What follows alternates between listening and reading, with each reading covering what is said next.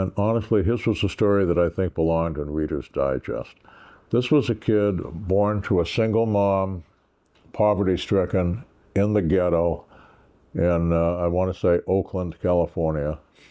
The mom did the best she could to get her kids out of that dangerous environment.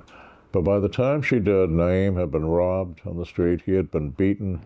He had lost one or two fingers when he tried to intervene to protect a woman who was being attacked, and the attacker slashed him with a knife.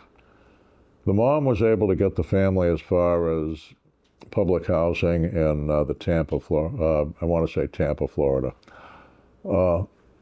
This kid was working multiple jobs, deeply religious in the black Muslim faith, had taken Naeem as his Muslim name, gave money to his mom, and after everything that he'd been through, he figures, I need a gun to protect myself.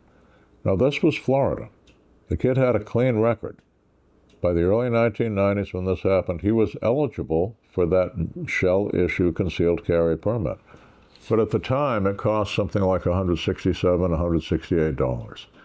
He felt he could budget $300, and he spent that money on a Smith & Wesson 9mm pistol.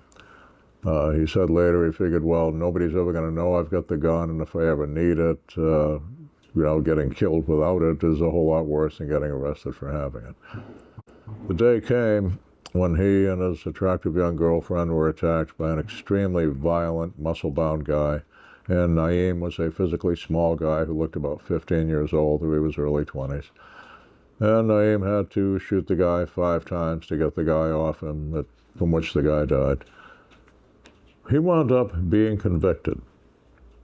We found out later from one of the jurors that a big part of the fact was that he had not had the carry permit. Now, $300 in the early 90s, that was the time when you could go into a pawn shop or a gun shop and for $100 get a good